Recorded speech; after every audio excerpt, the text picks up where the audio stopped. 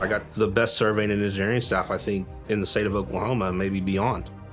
I'm the face of Sizemore, but they are the heart and the engine of Sizemore. When I started surveying, I fell in love with it. I became a passion by accident, actually, just, needed a job during the summer, and I've done it ever since. Surveyors, we go and we look for evidence. We look for monuments, we look at old archived records, and we see who's been there before us. Our job is to retrace that monumentation and take that and do the best interpretation of putting a deed or a document back on the ground as best can be. Every day, we're reading records from the state of Oklahoma when it was originally surveyed back in the late 1800s. We do civil engineering, so we design roads, we design master plans for housing additions, master plans for commercial development properties. The purpose of the land surveyor, especially the licensed professional land surveyor, is to protect the public.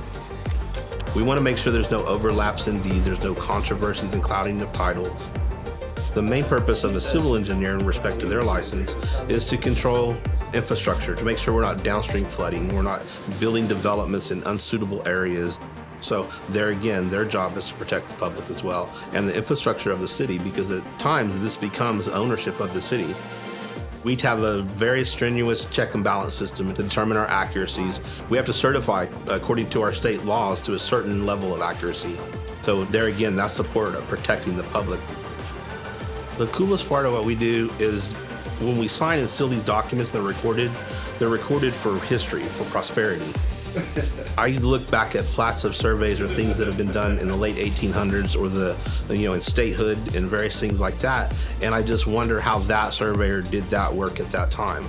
So for me, it's the coolest thing because I know someone's going to be looking at my stuff, maybe 100 years from now and be going, how did they do that? I am handing this down to the public, to other surveyors, to other landowners, and to where this document can be pulled out of archives and retraced again. And I love that someone's going to be retracing my steps in 100 years.